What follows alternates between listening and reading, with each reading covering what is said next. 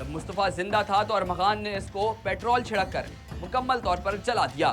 مصطفیٰ کو گاڑی کی ڈگی میں ڈال کر جلایا گیا تھا۔ 11 جنوری 2025 کو بلوچستان کے ہب چیک پوسٹ کے قریب ایک جلی ہوئی گاڑی ملی۔ پولیس جب جائے واقعہ پر پہنچی تو انہوں نے گاڑی کے اندر ایک بری طرح جلی ہوئی لاش دریافت کی۔ ابتدائی طور پر لاش کی شناخت ممکن نہ ہو سکی، لیکن DNA ٹیسٹ کے بعد یہ تصدیق ہوئی کہ یہ لاش مصطفیٰ عامر کی ہی تھی۔ یہ خبر نہ صرف مصطفیٰ کے گھر والوں کے لیے قیامت سے کم تھی، بلکہ پورے ملک میں غم اور غصے کا باعث بنی۔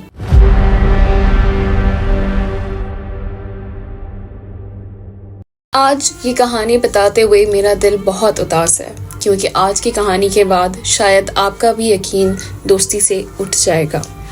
آج کی کہانی ایک ایسے افسوسناک اور دردناک واقعے پر ہے جس نے پورے ملک کو جھنجھوڑ کر رکھ دیا۔ یہ کہانی ہے کراچی کے نوجوان مصطفیٰ عامر کی، جو دوستوں کے ہاتھوں ایک دل دہلا دینے والے جرم کا شکار ہوا اور لڑکی کے چکر میں دوست دشمن بن گئے۔ نوجوان مصطفیٰ کو اس کے جگری یار ارمغان نے دوست کے ساتھ مل کر زندہ جلا دیا۔ مبینہ آڈیو نے کئی راز کھول دیے۔ ارمغان کے گھر سے ملنے والے خون مقتول کی والدہ کے DNA سے میچ کر گیا۔ مصطفیٰ کی کہانی ہمیں رشتوں پر بھروسے کی حقیقت پر سوچنے پر مجبور کر دے گی۔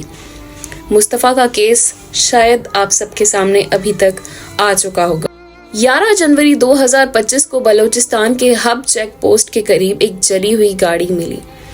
پولیس جب جائے واقعہ پر پہنچی تو انہوں نے گاڑی کے اندر ایک بری طرح جلی ہوئی لاش دریافت کی۔ ابتدائی طور پر لاش کی شناخت ممکن نہ ہو سکی، لیکن DNA ٹیسٹ کے بعد یہ تصدیق ہوئی کہ یہ لاش مصطفیٰ عامر کی ہی تھی۔ یہ خبر نہ صرف مصطفیٰ کے گھر والوں کے لیے قیامت سے کم تھی، بلکہ پورے ملک میں غم اور غصے کا باعث بنی۔ 23 سالہ مصطفیٰ عامر، جو کراچی کے ڈیفنس ہاؤسنگ اتھارٹی میں رہائش پذیر تھا، ایک BBA کا طالب علم تھا۔ مصطفیٰ کی زندگی عام نوجوانوں جیسی تھی۔ وہ اپنے خوابوں کو حقیقت میں بدلنے کی کوشش کر رہا تھا اور اپنی فیملی کا سہارا بننا چاہتا تھا۔ جنوری کے شروع 2025 کو مصطفیٰ عامر لاپتہ ہو گیا۔ جب وہ رات گئے 6 تک گھر واپس نہ آیا تو اس کے گھر والوں نے تشویش کرنا شروع کی۔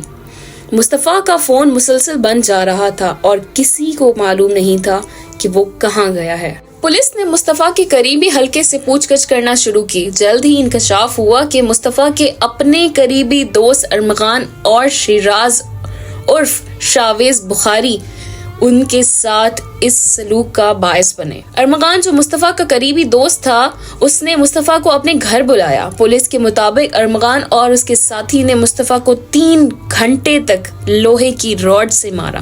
اور پھر دیکھتے ہی دیکھتے یہ باتیں ہاتھ پائی تک آ گئی اور پھر ارمغان نے مصطفیٰ کے سر پر زوردار لوہے سے وار کیا، جس کے بعد مصطفیٰ موقع پر ہی بے ہوش ہو گیا۔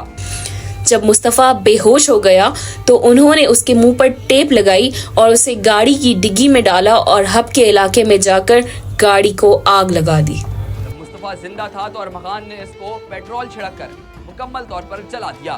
مصطفیٰ کو گاڑی کی ڈگی میں ڈال کر جلایا گیا تھا۔ ارمغان کو ایک پولیس مقابلے کے دوران گرفتار کیا گیا، جس میں 2 پولیس اہلکار بھی زخمی ہوئے۔ ارمغان نے دوران تفتیش اعتراف کیا کہ اس نے اپنے دوست کے ساتھ مل کر مصطفیٰ کا قتل کیا۔ اس کیس میں پولیس کی ناقص کارکردگی بھی شامل ہے۔ مصطفیٰ کے لاپتہ ہونے کے بعد تحقیقات میں تاخیر ہوئی، جس کی وجہ سے مصطفیٰ کے گھر والوں کو انصاف کے لیے مزید تکلیف اٹھانی پڑی۔ اس لاپرواہی کے باعث 3 پولیس افسران کو معطل کر دیا گیا اور مزید تحقیقات کے لیے مصطفیٰ کی لاش کو دوبارہ نکالنے کا عدالتی حکم بھی آیا۔ مصطفیٰ کے کیس نے پورے معاشرے کو ہلا کر رکھ دیا۔ یہ واقعہ ہمارے معاشرے میں بڑھتے ہوئے عدم برداشت، حسد اور اعتماد کے بحران کی عکاسی کرتا ہے۔ دوست جو زندگی کا سہارا سمجھے جاتے ہیں، کسی طرح دشمن بن سکتے ہیں۔ یہ واقعہ اس ایک افسوسناک واقعے کی مثال ہے۔ کہا جاتا ہے کہ ارمغان کو کافی کم لوگ ارمغان کے نام سے جانتے ہیں، کیونکہ لوگ ان کو باس کہہ کے بلاتے ہیں۔ ان کے گھر پہ، ان کے سافٹ ویئر ہاؤس میں موبائل فون استعمال کرنا الاؤڈ نہیں تھا۔